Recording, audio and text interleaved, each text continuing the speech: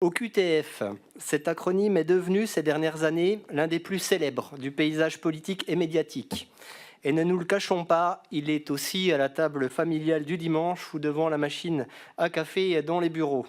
OQTF, obligation de quitter le territoire français. Mais disons les choses franchement, tout sonne faux dans cet acronyme. L'obligation n'en est pas une.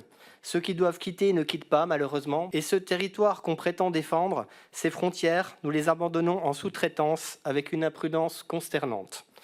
L'OQTF, aujourd'hui, est une fiction. Et ce qui devait être un instrument de souveraineté est devenu le symbole d'un mensonge politique. Un mensonge que nous nous répétons à nous-mêmes chaque fois que nous prononçons ces 4 lettres. Imaginez, monsieur le ministre, mes chers collègues, un arbitre de foot brandissant un carton rouge. Une OQTF du football, en somme. Le joueur sort, c'est immédiat, c'est respecté. Imaginez maintenant qu'il refuse de quitter le terrain, qu'on négocie, qu'on suspende, qu'un entraîneur ou un délégué conteste la décision. C'est absurde. Et pourtant, c'est exactement ce que nous faisons. Monsieur le ministre, je ne suis pas venu ici avec des chiffres. Ceux-ci, vous les connaissez mieux que moi, ils sont alarmants. Je suis venu vous parler d'un poison. Un poison qui ronge l'autorité de l'État, qui mine la confiance dans la République et qui met des vies en danger. Ce poison s'appelle l'impuissance publique, ou pire encore, l'impuissance politique organisée. Car une nation qui n'est plus capable de faire exécuter ses propres décisions administratives d'éloignement n'est plus souveraine. Et cette impuissance tue, malheureusement. Lola, 12 ans, violée, torturée, assassinée par une femme sous OQTF. Olivier Maire, prêtre tué en Vendée par un Rwandais qui faisait l'objet de 3 OQTF successives, toutes restées lettres mortes. Philippine, 19 ans, étudiante, violée puis tuée dans le bois de Boulogne par un Marocain, lui aussi sous OQTF. Une autre étudiante violée à Paris par un Tchadien sans papier qui aurait dû être expulsé. Et la liste s'allonge. Créteil, Marseille, Saint-Étienne, Drancy. Tant d'affaires où des agresseurs auraient dû être éloignés. Ces drames ne sont pas des exceptions, ce sont des conséquences. Conséquences directes de décisions non appliquées. Conséquences d'une impuissance devenue malheureusement structurelle. Mais cette impuissance n'est pas une fatalité. Elle n'est même pas toujours subie. Car l'État, on le sait, sait être puissant, redoutablement puissant, quand il le veut.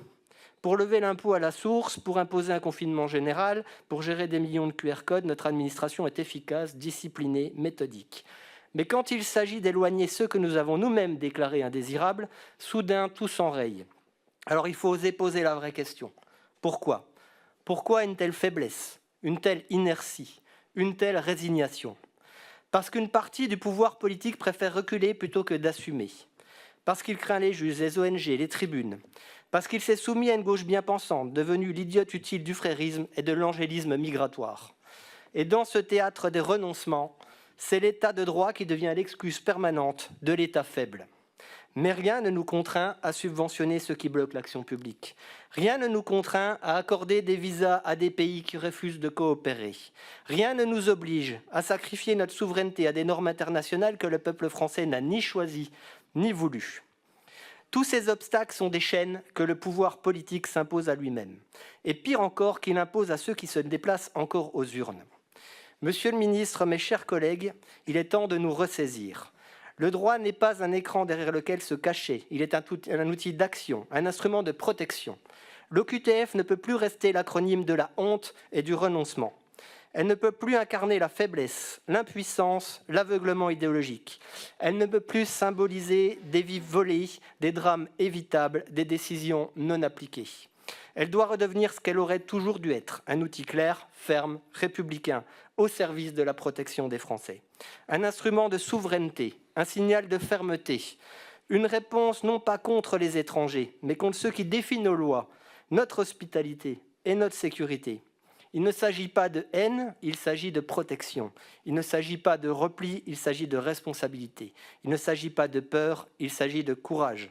Alors faisons de l'OQTF non plus le symbole d'un État qui recule, mais celui d'un État qui protège. Non plus un acronyme de renoncement, mais une promesse tenue. Et pour cela, il faut cesser de trembler, il faut cesser de composer, il faut cesser de mentir.